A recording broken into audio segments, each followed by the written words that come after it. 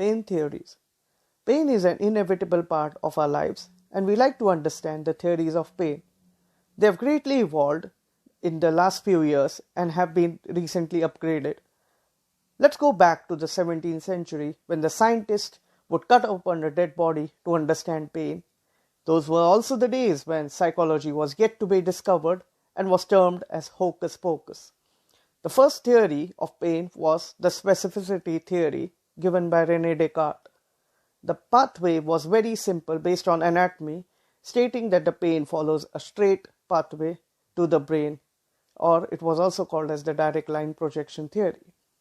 Injury activates the pain receptors and the sensation is transmitted to the brain via spinal cord. Pain experience was proportional to the injury and damage caused. Now this was a theory which was accepted for 3 centuries up till 1950s. The drawback was that this theory was very simplistic and did not take into account any psychological factors denoted to the pain.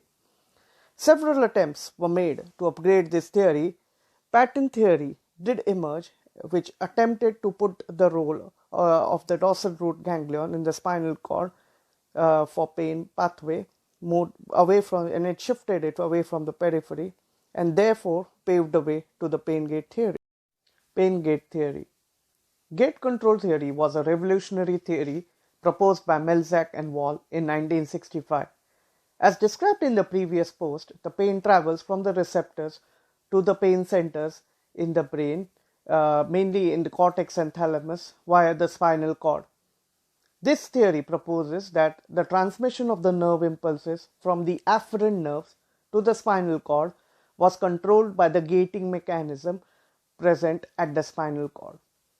This pain, therefore, could be modulated at the dorsal root ganglion of the spinal cord via a gating mechanism which was influenced by high-speed, large diameter touch fibers. Speed of the pain fiber transmission is much slower compared to the transmission of touch. Therefore, stimulation of these high-speed touch fibers would effectively block the transmission of pain and thereby help to promote pain relief. This was great because it opened a new avenue of the benefits of physiotherapy in pain management, and it also introduced the use of TENS machine for pain relief. This gating was also influenced by the descending pathway arising from the brain. Therefore, psychological factors now were considered for pain relief, bringing up the science of neuropsychology for pain management. And for the first time, psychology was not dismissed as a reaction to pain. This research paper is regarded as the most important research paper in this century in pain science. However, it failed to explain chronic pain or phantom limb pain. Melzack felt that it was again very simplistic and lacked many behavioral and neurological factors. Concept of Neuromatrix. As explained before, pain gate theory was a brilliant theory to explain the pain arising from inflamed tissues and joints. How about pain experienced when there is no active inflammation? Amputees without their limbs could still experience pain arising from that limb. What could be the explanation for this? Data regarding phantom limb pain and chronic pain made the researchers to go from the spinal cord to the brain to investigate pain in detail. With the advancement of neuroscience, neuroimaging, functional MRI technology, it was possible to investigate the effect and the changing brain response to pain. It was noted that neither the cortex nor the thalamus was the center of the pain. Rather, it was the complex interplay and the interaction of these areas along with the limbic system and diffused brain areas which gave rise to the sensation called pain. This gave rise to the concept of neuromatrix, which was defined by Ronald Melzack in 1990, and it was further elaborated in the subsequent years. The loop and the interplay between these areas was genetically determined and sculpted by the external inputs. This neuromatrix receives input from various areas of the brain, mainly arising from the pre-existing experiences, the understanding of meaning of pain. It also receives this input from all the sensory receptors all over your body, along with the pre-existing stress input mechanisms. There is continuous cycling, processing and synthesis of nerve impulses in this area, which has a distinct pattern. It's called as the neurosignature.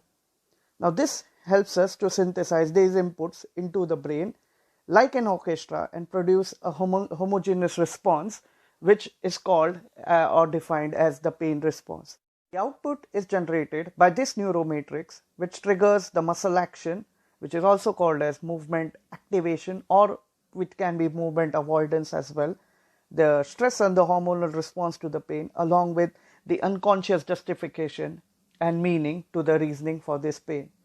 Neuromatrix is, as defined before, genetically predetermined, and each individual has a distinct neuromatrix.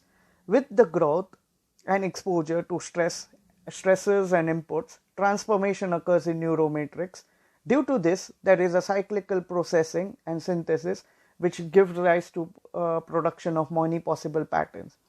This trial and error happens till one pattern emerges from the circumstances of the moment which is happening.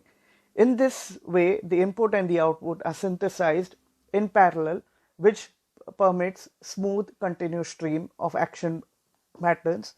This further accentuates the greater variability in the pain response which is felt by different people. Inputs like pain understanding, past negative experiences, changes in weather may influence the neuromatrix. This may sometimes lead to patterns causing activity avoidance, fear of movement, increased cortisol release, causing greater weakness, long-term weakness in muscle, bone, and ligaments. This may justify the rationale for chronic pain. Past experiences and muscle activation response output may also justify the rationale for phantom limb pain sensation. Breaking the faulty pattern is a very long and a tedious process. It's just like dieting for weight loss. It involves incorporation of boiled, boring vegetables of pain, science awareness, mindfulness, and exercises over a long period of time. This may help us to understand the faulty patterns over time and help to address them in the long run. This neuromatrix theory is a groundbreaking theory, and it explains the multidimensional nature of pain along with the genetic contribution and neurohormonal stress response along with the sensory transmission of the pain. Now, this has made pain science inclusive to the addition of endocrinology and immunology to this arena. This also further solidifies the rationale for exercise rehabilitation, pain science education, and cognitive behavior therapy for the best management of pain. Thank you very much.